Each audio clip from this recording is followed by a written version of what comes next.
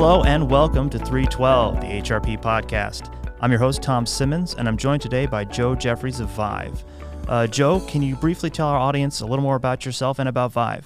Sure thing. Hi, everyone. Joe Jefferies here. I'm the General Manager of Sales with Vyv. I'm responsible for our sales activities, building various channels, and I'm tied closely with our operations and leadership team from both a strategy and day-to-day perspective.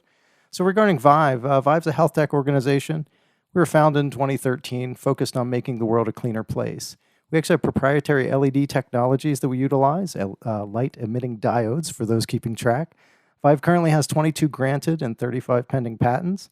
Our delivery mechanism takes form in overhead lighting, which are primarily commercial luminaires and also in embedded applications. You'll see us in things such as Delta Airlines, Safety First is a Durrell company. We're embedded in the humidifiers, but also the commercial lighting sector is really strong for us too. So Vyv, the principal product is then an anti-microbial light. Do I have that correct? Great question. Actually, the intellectual property is centered around the actual diode itself. So our IP is the LED, and LED is tied to an LED board. So the delivery mechanism, as I like to call it, or device, as EPA likes to call it, is actually a luminaire. So it's going to be a fixture of some sort if it's not an embedded application. So with regards to our partnership with HRP, really it's commercial luminaires first. But we do have another segment to our business, which is embedded technologies. So if you're in a 757 on Delta, you hit the lavatory, you may actually see a plaque that says this space is protected by Vyv. Okay. So an embedded would be like a light fixture then, right? No, good. See, a lot of people think that way. It's embedded is really utilizing the technology primarily outside of your standard lighting fixture.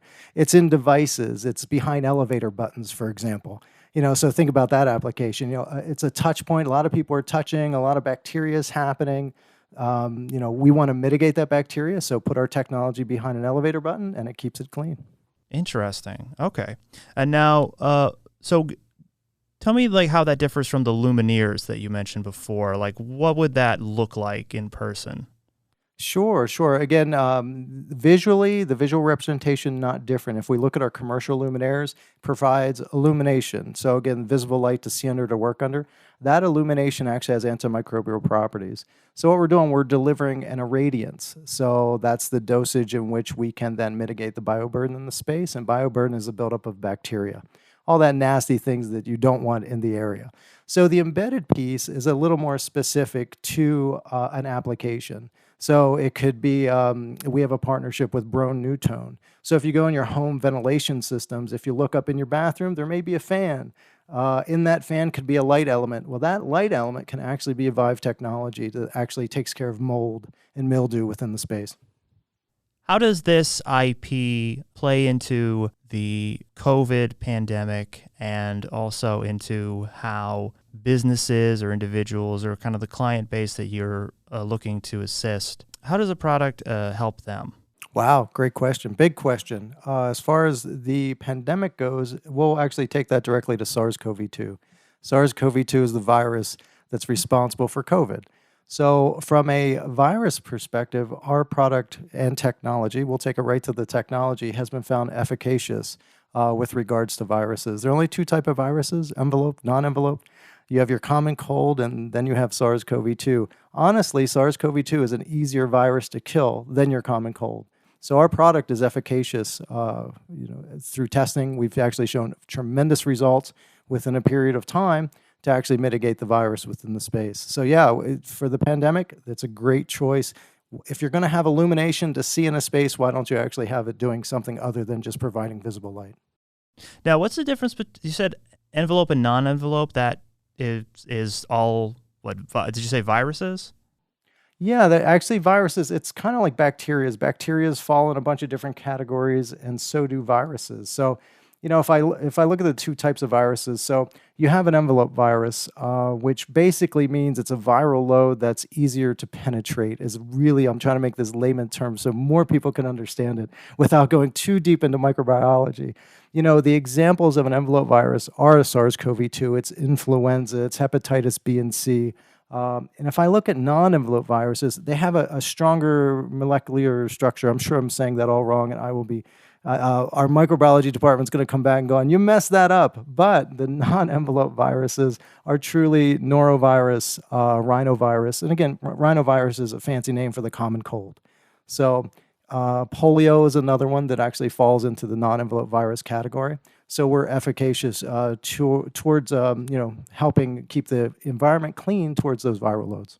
Now, how do the products that one can get through Vyv, how do they differ from other products that are on the market, or products that address similar concerns through different methods?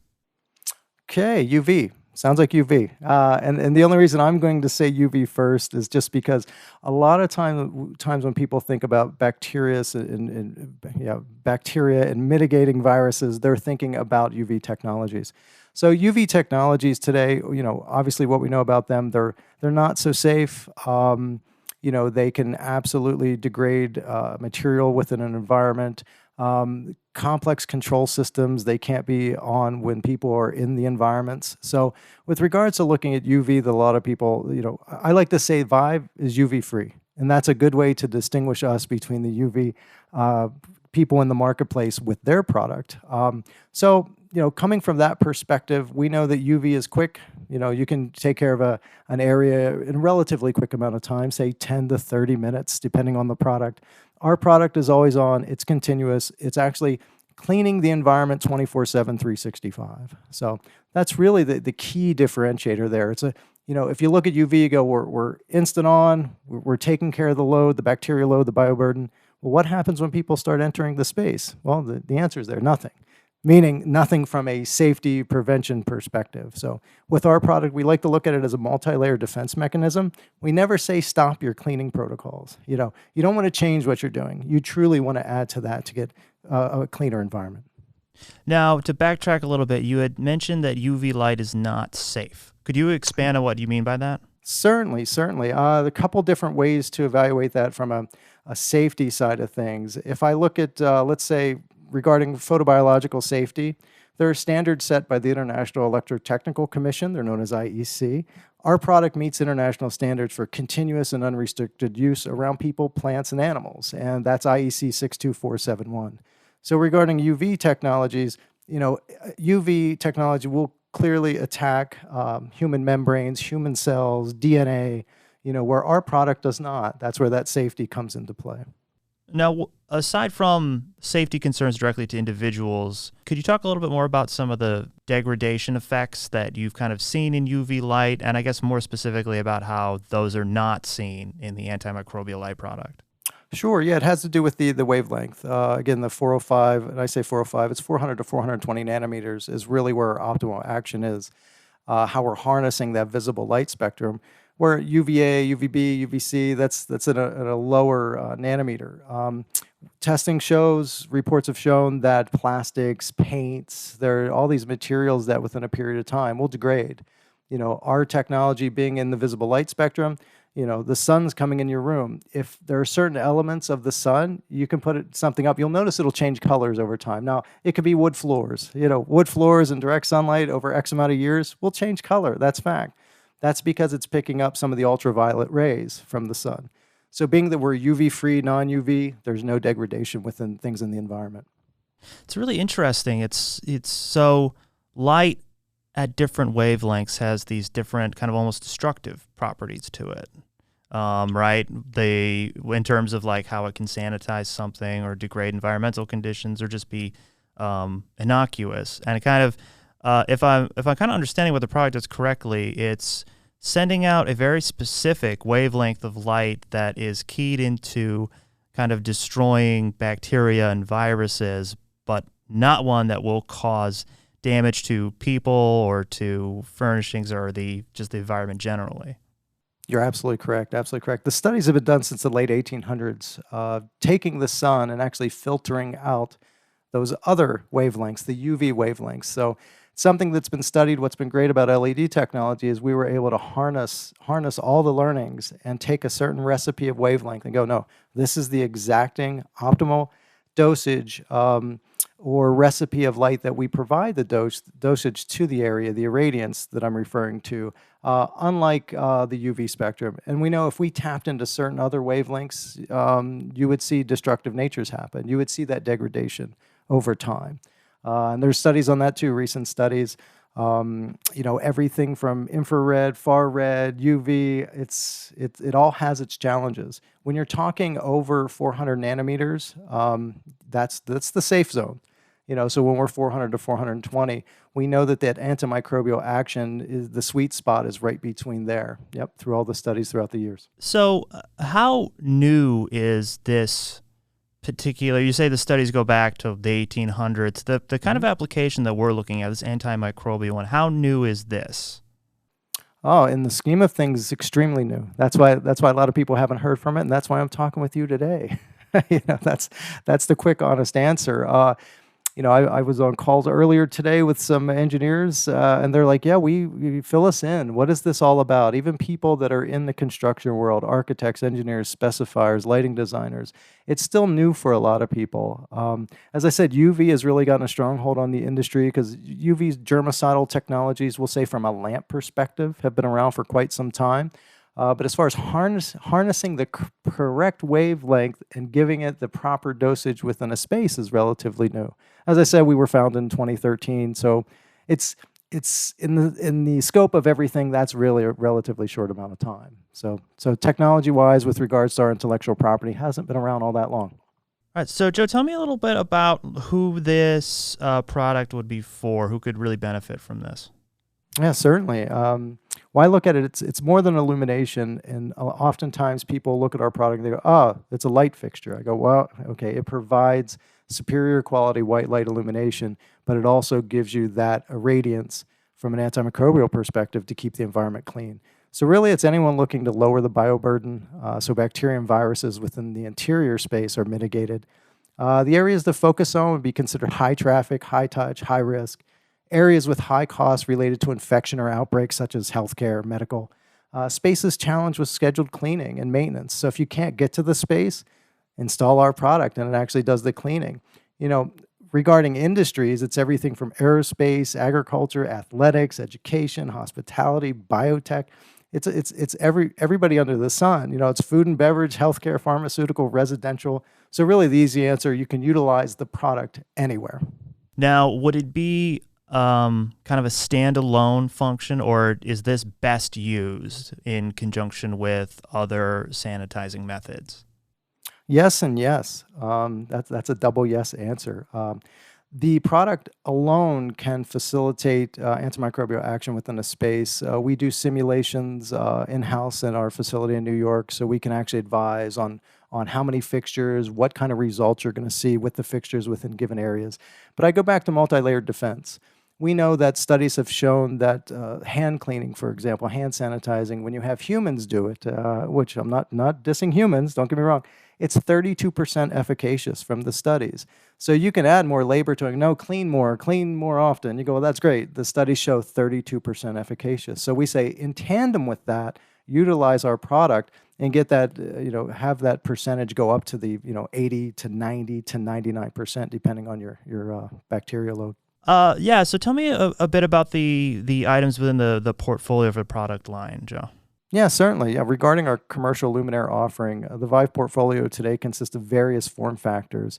We have downlights, troffers, vapor tights. Okay, what's a troffer? Let me jump in here. What's a troffer? Yeah, jump right in. What's a troffer? Great question. We're going to go way back. A troffer is a recessed luminaire. You often see them in drop ceilings, acoustical tile ceilings, sometimes drywall ceilings. It's a 1 foot by 4 foot, a 2 foot by 2 foot, 2 foot by 4 foot luminaire that's completely recessed to the ceiling line. Gotcha. So that's like your standard corporate office kind of light, right, in the ceiling? Could be, yeah. When it comes to either a flat lens, flat acrylic lens, or a basket type, that's more modern. There's a basket down the center of the luminaire. Yep, those type of products. Absolutely correct. Okay. And what was the next one? Yeah, going vapor tights. Vapor tights, Yeah, you're not familiar with that. I could tell by the look on your face. Absolutely. So again, a vapor type product, that's one that requires the product needs to be sealed so that no vapors actually get into the components into the product and potentially cause an issue there. Vapor tights with our portfolio are often used in food processing. In the food processing areas, I'll say more industrial. So it's an industrial type of product, surface mount product. So it's an enclosed direct sealing mount product. Gotcha.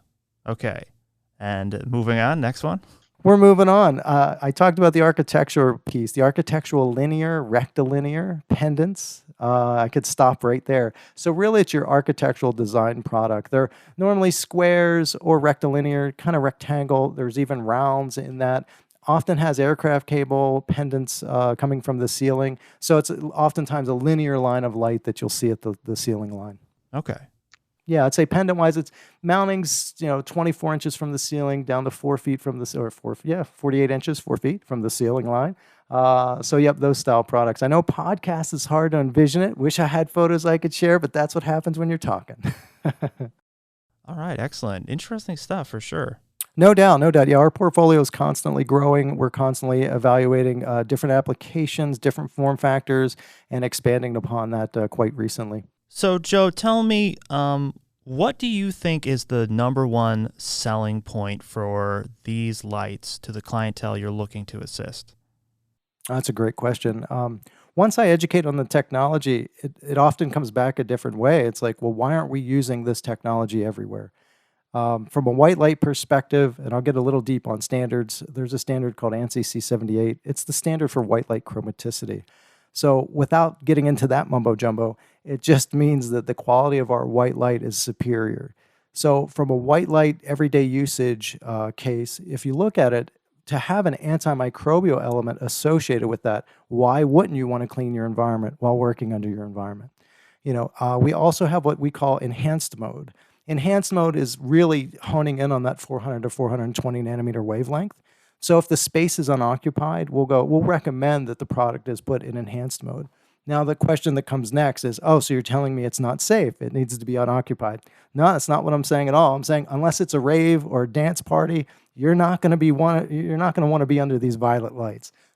So what the violet light does, the enhanced mode, it provides 3 times that antimicrobial action than our white light. So violet light, that is distinct from ultraviolet light. Absolutely, yeah. When I say violet, I'm really honing in on that 400 to 420 nanometer wavelength because to the eye, it appears violet. Yep. So ultraviolet and violet, 2 different things. Yep. Because the light can still appear violet if it's non-ultraviolet. And that's why people often get concerned when they see our technology in that enhanced mode, that violet mode. The first thing is like, oh my God, what's this doing to me?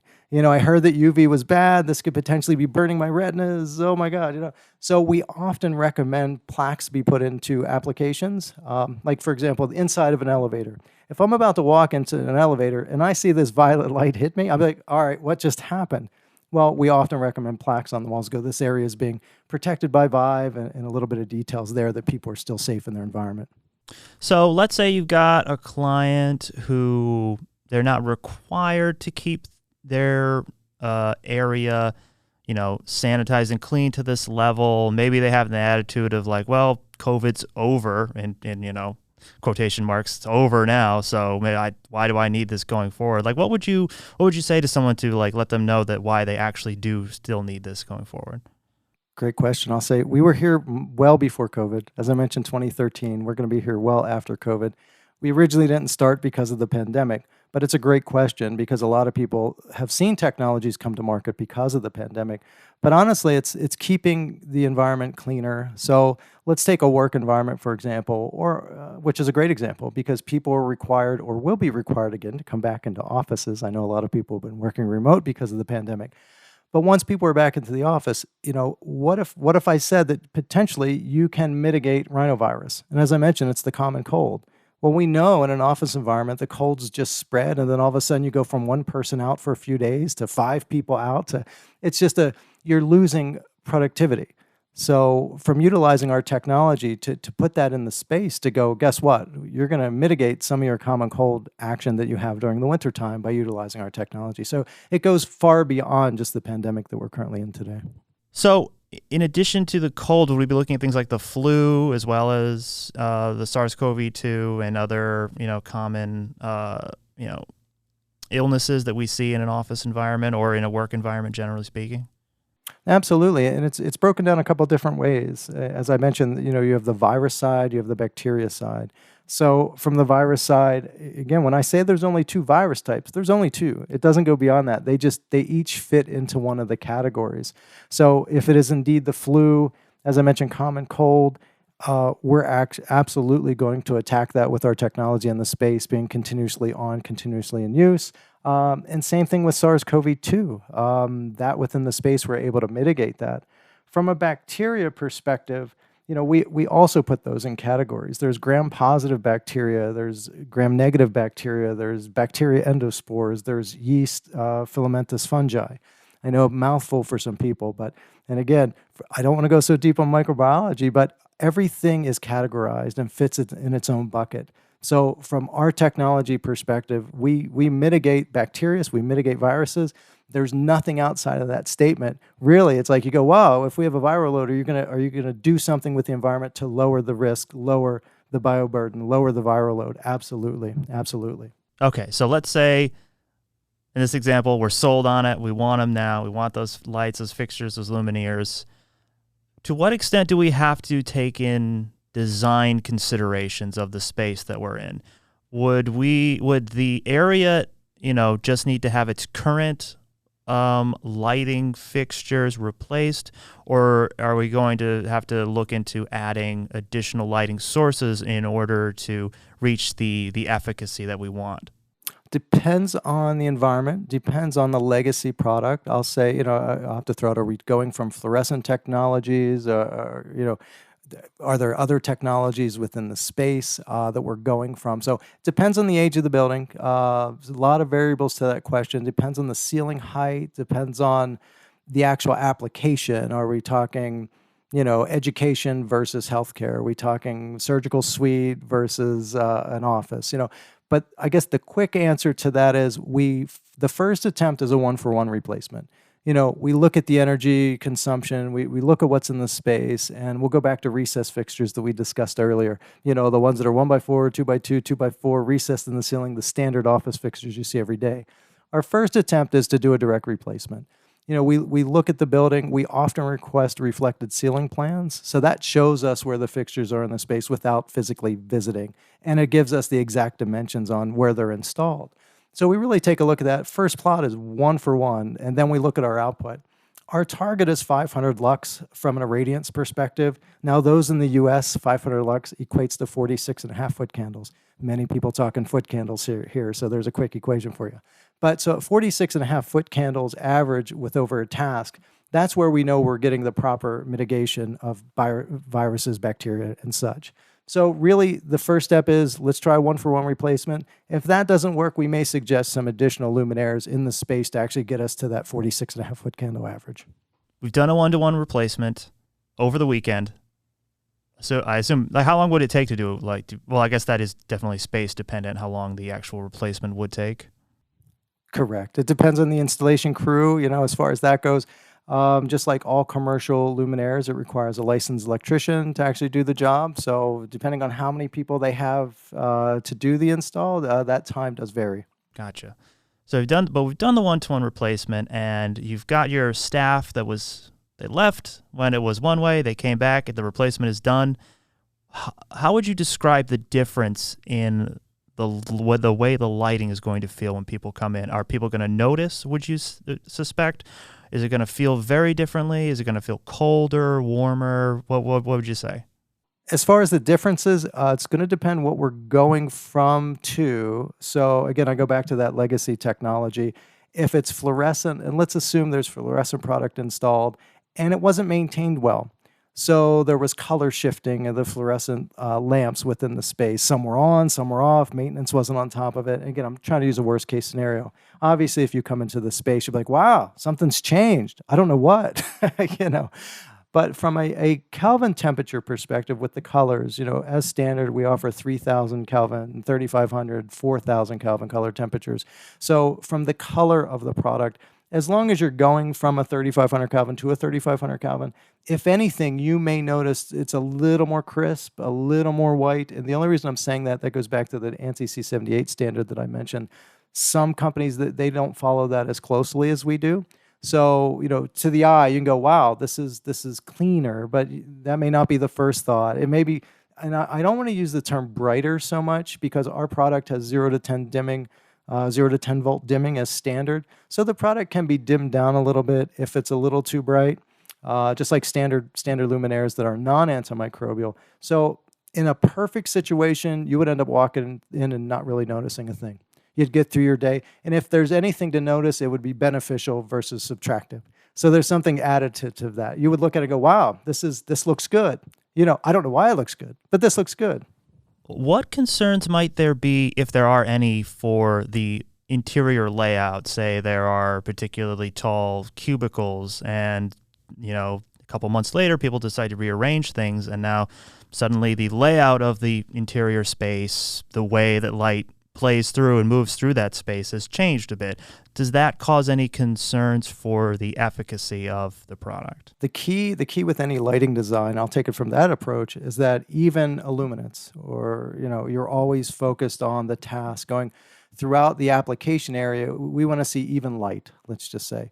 Well, antimicrobial is similar. So even though we're providing that illumination, we're also providing the irradiance level, which is the antimicrobial dosage that we're providing. So and a great example would be if somebody goes, well, we're going to replace 4 of these fixtures with non-antimicrobial, and these other ones are going to be antimicrobial. And we highly recommend against that, just for that reason, because what I said, even illumination, even irradiance, you want to keep it even at all times. So to answer your question, with changing cubicles, really shouldn't change that as much.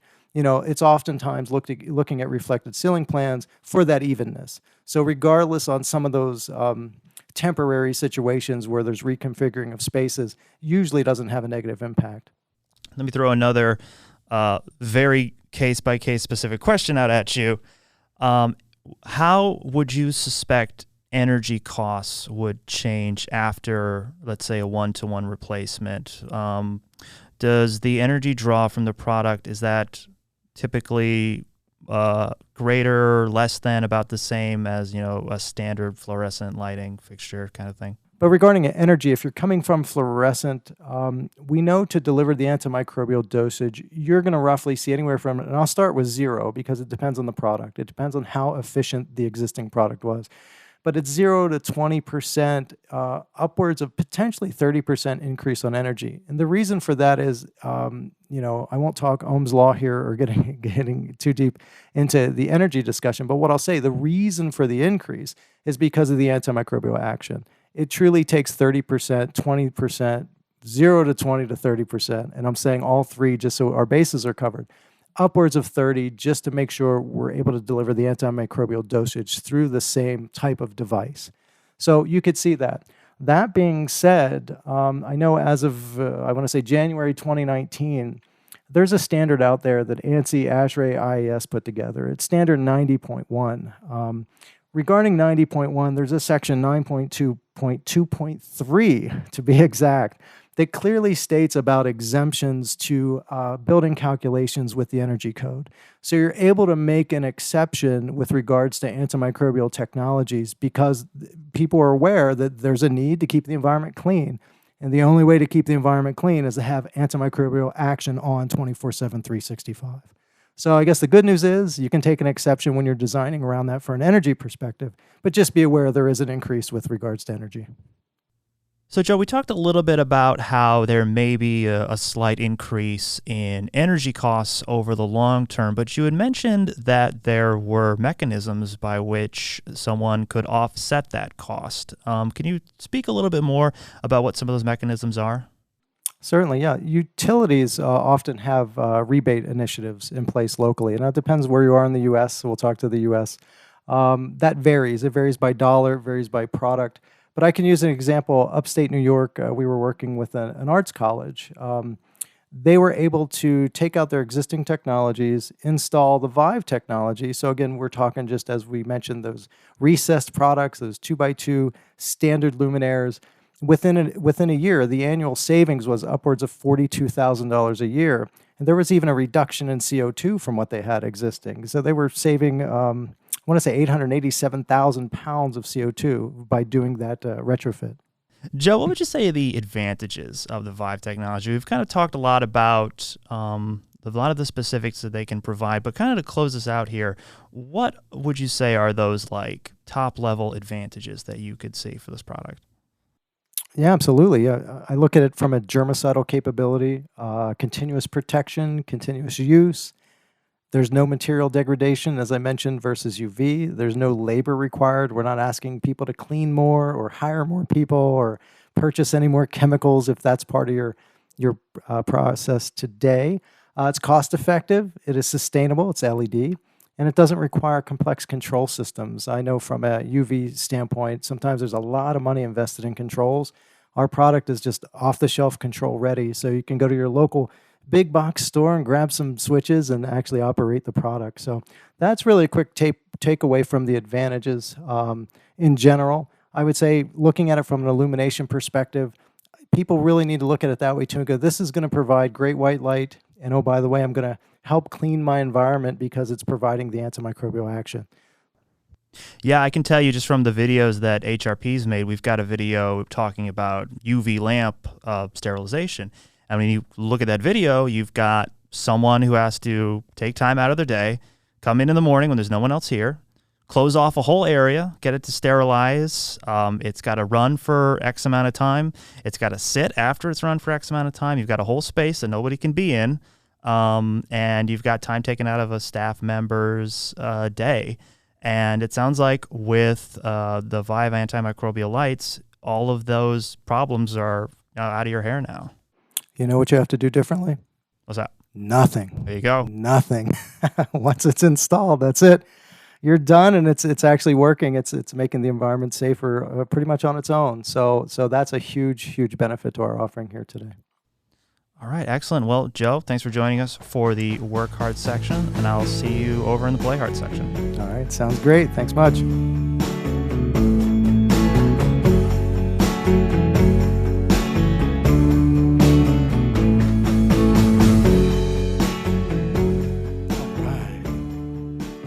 Look at that beer. That's right. See, I got this. I got vanilla. It's so unimpressive. Vanilla Zero Coke. Oh, you're doing it right, man.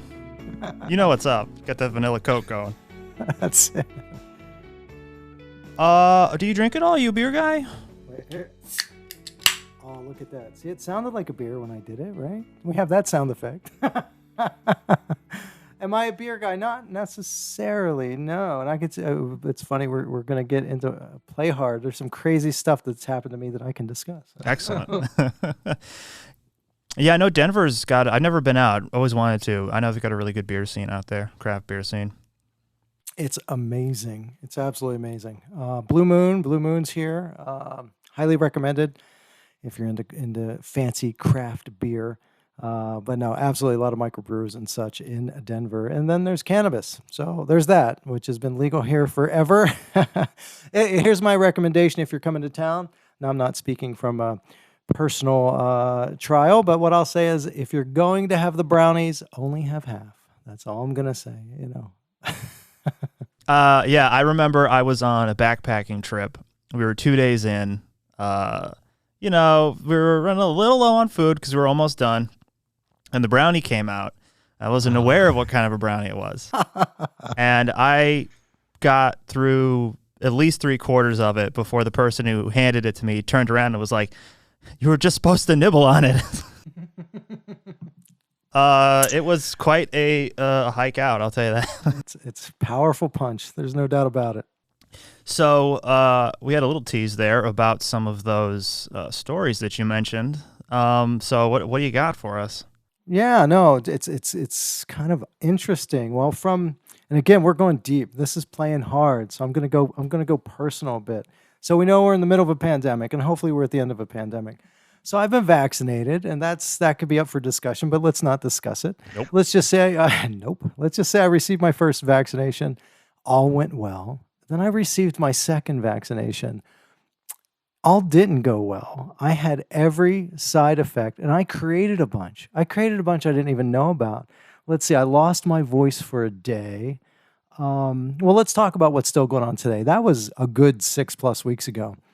I haven't touched meat. I no longer eat meat. Wow. I haven't touched alcohol. I Huh. used to have a glass of wine pretty much every night with dinner.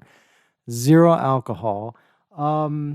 What else? It's just been crazy. And the joke I have for my friends is basically, I've been microchipped and my microchip is affected. Yeah. Again, conspiracy theory stuff we don't need to talk about here today, but whatever side you're on, I just know that it's completely changed me. Now, the positive side is, well, I lost a bunch of weight. I've changed the way I eat. It's kind of crazy. Not that I was a big guy or anything like that, but to come out of that second vaccination and go, wow, that's changed me. It's just kind of bizarre. So to answer your question, do you drink beer? I haven't touched alcohol since my second vaccine. So there you go. Now, is it that you have no desire to, or is it that it is like, oh, I can't even, God. It's just no desire. And I tell people, it's not like I stopped. It's just my person's going, what? You don't need to drink. What do you need to drink for? You don't need to eat meat. Why would you eat meat? It's the craziest. I'm just telling you, I have no idea where it came from. But the minute that I was vaccinated the second time, that's when it started. I had some of the common symptoms like severe chills and such, and I was just completely wasted for a solid 4 or 5 days after it. So I don't know. I came out of it going, yeah, that's really changed me. So however you want to look at it, not talking politics or anything like that. I had it done.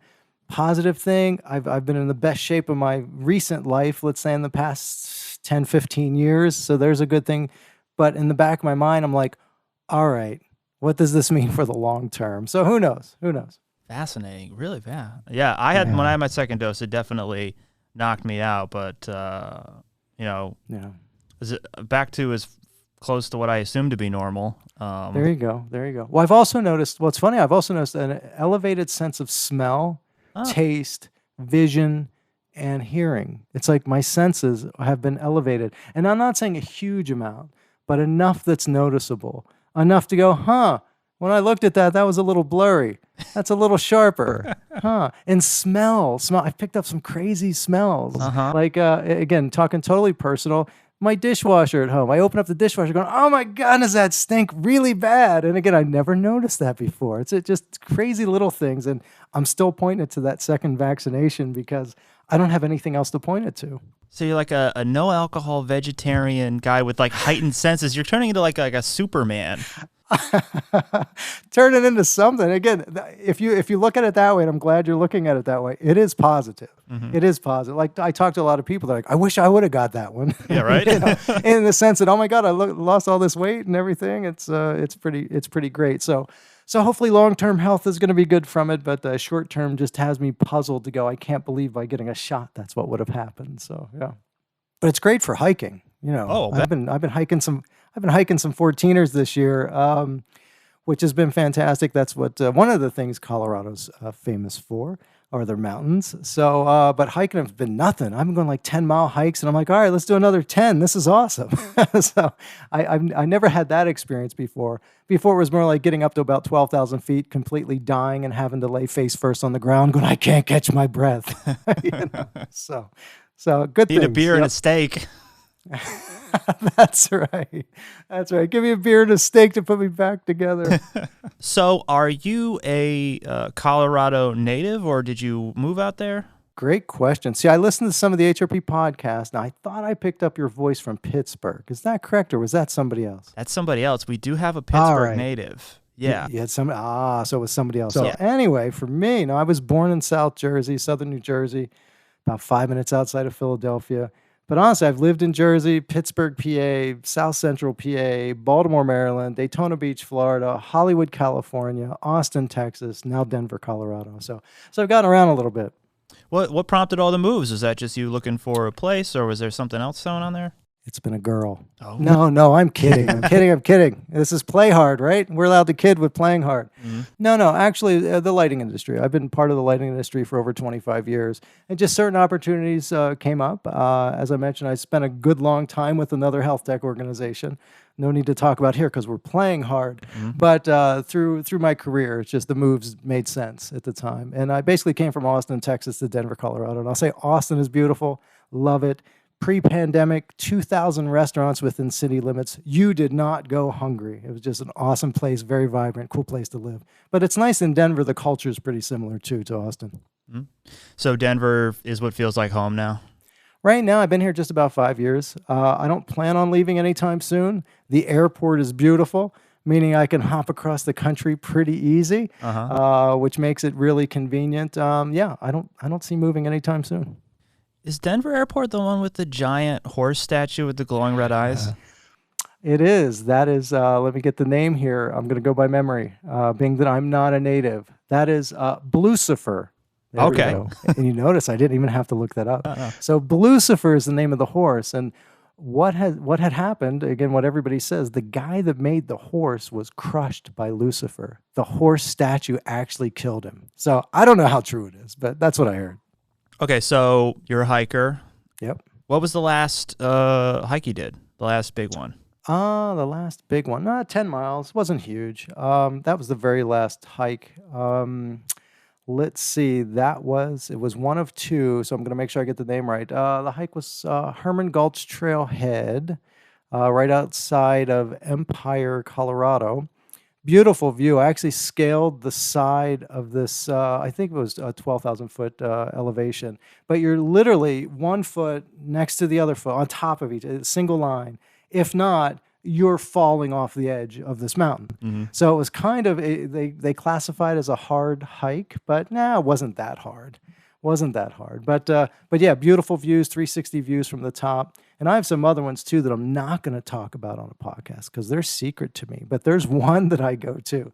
It's almost a 14er. You're literally looking over eagles flying. It's the most beautiful thing you've ever seen. You're just like, wow, I'm higher than the eagles. This is amazing. Now, can you get a lot of peaks without climbing gear? Oh, absolutely. Yes. Yeah. There's a lot of really short hikes. And I say short. Let me think about that. Short in my terms would be, and I could put it to miles, 5 miles. You could a lot of 5-mile hikes one way. So yeah, you don't need a bunch of gear. You're not really climbing. You're not putting stakes into rocks and pulling yourself up and hoping. This isn't Mount Everest, right? So yeah, there's a lot of people-friendly hikes in Colorado. That's for sure. Excellent. But people do die every year. Let's go there for a brief second. You got to be safe. People, I don't know, maybe they're not paying attention. Well, there was one time I was at this interesting part of a mountain, very treacherous, and someone's on their cell phone because they got some signal. And I'm like, well, nobody can get around this person. This person is just like, and I'm thinking somebody's going to fall off by trying to walk by, so yeah. Yeah, the hiking around here is great. I always enjoy it. Kind of one of the relaxing things about hiking in New England is that there's really no danger to you. There's no dangerous wildlife in here. I suspect it's probably a little different out in Colorado. A little bit. Had an issue with a bear, but it wasn't a big issue, and it wasn't a big bear. So, again, I was just out on a hike, and I was with my wife, and we're hiking, we're walking, and I kind of glanced over, looked to the left, and I'm like, and it was the next elevation up, and I'm like, that's too big for a person, and it's too furry for a person, and it's a black-haired bear called a brown bear. I don't know why they call them brown bears, but they're black fur, but whatever. So sure enough, saw this bear and went, we need to get out of here really quick. So that's probably the closest I've been. But you have bobcat, you have rattlesnakes, you have elk. Come up on elk herds an awful lot, and moose, a lot of wild moose. Yeah. So, Tad Gutchis, COO and president of HRP, who was kind of the connection for us, he mentioned that you went to Berklee College of Music? That's correct. Boston? That's correct. Okay. So what was What was that path there? So you were a musician for the early part of your life? Very good. You're good. I'm connecting the dots. Well, you certainly did. Well, it's funny. Tad and I talking. He loves to come to Red Rocks in Colorado to see music. Red Rocks is a great outdoor amphitheater. Beautiful, beautiful, beautiful amphitheater. The sound is amazing. I suggest sitting in rows 25 to 30 couple for the perfect sound. But no, as far as Berklee College of Music, I have a master's degree in music business through Berklee. I'm also a graduate of the Musician Institute Contemporary College of Music in Hollywood, California. That explains what I was doing in Hollywood. Was born to a musical family is the really short story. My grandfather was involved, father, mother. They've had record labels. They were producers, vocalists, songwriters, singer-songwriters, musicians. So yeah, my path early on, and actually I still do music in my spare time, which isn't often, but I've been an electric bassist for over 40 plus years, a good long time. But yeah, the Berklee experience was fantastic. Wouldn't change it for anything. Yeah, so that's my quick music background. Yeah, I did kind of a similar thing. I was guitar player, singer, in middle school, high school, kind of up through college, and then just really just lost the touch for it. I think mostly it was because, in my head I was always going to be a rock star. And then kind of coming down to earth and being like, you're just a normal guy. It's time to mature a little bit, live a normal life. Music's a fun thing for you to do on the side, but you're not gonna change the world with the songs that you aren't writing. There you go. No, music's great. Music's great. And it's funny. I like to intersect art and light, and let's say art in my side is music, and I think in light, obviously, be it illumination or radiance. I don't want to get back into the business side of things, but what we're talking about with regards to the organization, they go hand in hand. I run across a lot of creative individuals within what I do, and I think it's great. For me, the music side, it's just something I've always had a passion for. I never stopped doing it. I never planned to stop doing it. I've done some incredible music work. I've toured the world, played in front of 2 people and 2 million people is like how I like to put it. It's, some really large audiences at a point in time. But, it got to the point where, it never defined me, but it's such a huge part of who I am. So I still look at it and go, yep. Do I still own 30 stringed instruments? Yep. Do I still have my own recording studio? Yep. Do I still write material? Sure. Do I still play with people? Absolutely. When I have the ability to do that. But nothing that I'm doing more so than what I'm doing here today with the organization. So, yeah. It is a lot of fun to have that background in music and then to see like some instrument you've never seen before, some with strings or something, to be like, I could probably figure out how to play that. I could play that. Yeah, I got that. Sure. Well, it's funny. Early on, you mentioned early on with your music path, I played low brass instruments. I know for sure I cannot pick up a tuba today and play it. I'm not even going to try it. Forget about it. But as a kid, different story. Yeah, my first foray into music was I carried a saxophone around for a little while, and I sat with it in a music class, and I blew into it, and nothing happened, and that lasted a couple of months. That's funny. I carried an upright bass, if you know what those are. Big wood thing that I carried one of those for miles in some gigs that I've done. So yeah, it takes all kinds. But yeah, the music thing, a great creative outlet. I recommend it for people that want to relieve stress. Provide some sort of I guess art form to what they do. And a lot of people go, well, I'm too old to start. I go, well, you're never too old to start. That's like me going, I'm too old to, I don't know, try to bake something I've never baked before, whatever the case happens to be. I look at it, I go, you're never too old. If you're 60, 70, 80, 90, if you're 20, 30, 40, 50, it doesn't matter. If you have passion for something, go for it. There's absolutely nothing stopping you. And what's great about the internet today, there's so much information out there from an education perspective. You don't need to go to a higher education place to get your education to be able to perform on an instrument, to be able to be a great vocalist, to be able to understand the business of music. We'll just say that real quick. There's just so much there to learn. As long as you have the desire to do it, go do it. Yeah. Yeah, I mean, even in my professional life today as a podcaster, YouTuber, even as a marketing professional, music is probably it's the most helpful thing I have in my career. everything I've learned how to do thus far on the equipment here, with the camera, with the software, anybody could learn that through watching YouTube videos for a week. But having like that instinctive understanding of timing and tempo, cadence, like just that thing that you don't have unless you've like built it through performing music, and also the confidence and the ease of speaking that comes up with, having gotten in front of people and performed, that stuff is invaluable. And that has just really been the biggest benefit for me in my career. No doubt. No, I could see that. At one point in my life, let's say pre all this, I was gigging 250 gigs a year. Wow. So being on stages 250 days out of a year, you go, yeah, I can talk to anyone. I can educate anyone. At that point, it just becomes easy. It just removes a barrier that some people have, that they just haven't had the ability to find a way to remove that barrier.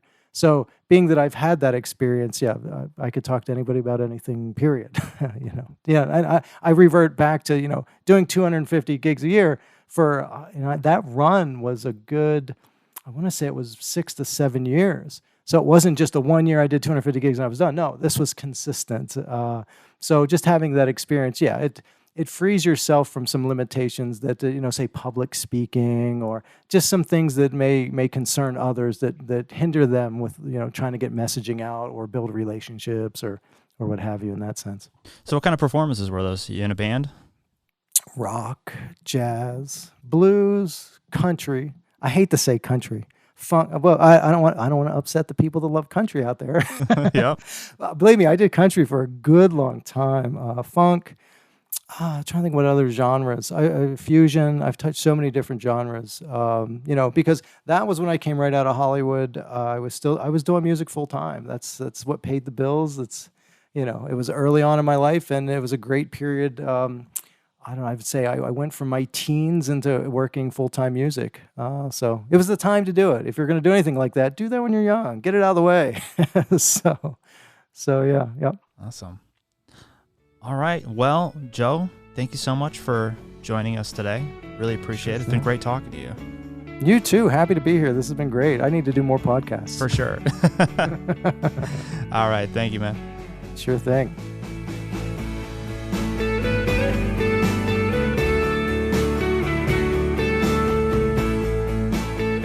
Thanks for joining us. 312 is a production of HRP Associates, produced, recorded, and edited by me, Tom Simmons, with technical assistance from Everett Anderson. If you like this podcast, don't forget to subscribe and rate us 5 stars on Apple. It really helps us out. If you'd like to know more about Vyv, you can go to vyv.tech, email info@vyv.tech, or call 518-833-0261. If you like this podcast, don't forget to subscribe and rate us 5 stars on Apple. It really helps us out. Check out our YouTube channel as well, or reach out to us through hrpassociates.com to learn more about any of the services we talked about today. Stay safe, everyone. We'll see you next time.